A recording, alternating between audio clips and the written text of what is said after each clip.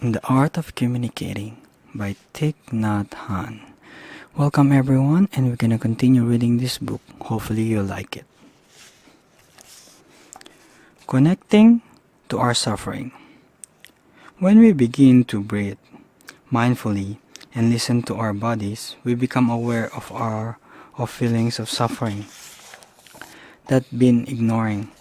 We hold these feelings in our body as well as our minds. Our suffering has been trying to communicate with us, to let us know it is there. But we haven't spent a lot of time and energy ignoring it. When we begin to breathe mindfully, feelings of loneliness, sadness, fears, and anxiety may come up.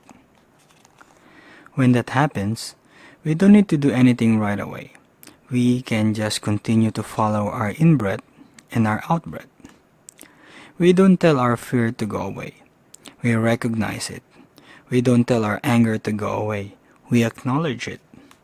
These feelings are like small child tugging to our sleeves. Pick them up and hold them tenderly. Acknowledge our feelings without judging them or pushing them away. Embracing them with mindfulness is an act of homecoming. Suffering of our ancestors. We know that suffering inside us contains the suffering of our fathers, our mothers, and our ancestors. Our ancestors may not have a chance to get in touch with the practice of mindfulness, which could help them transform their suffering. That is why they have transmitted their unresolved suffering to us.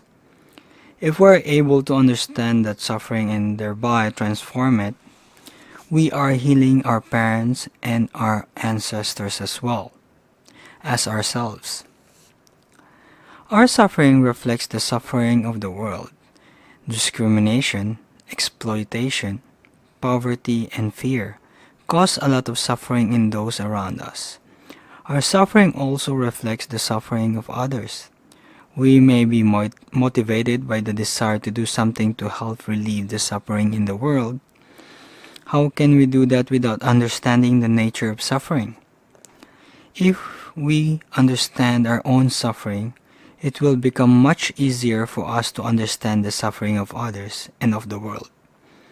We may have intention to do something or be someone that can help the world suffer less, but unless we can listen to and acknowledge our own suffering, we will not really be able to help. The Art of Communication.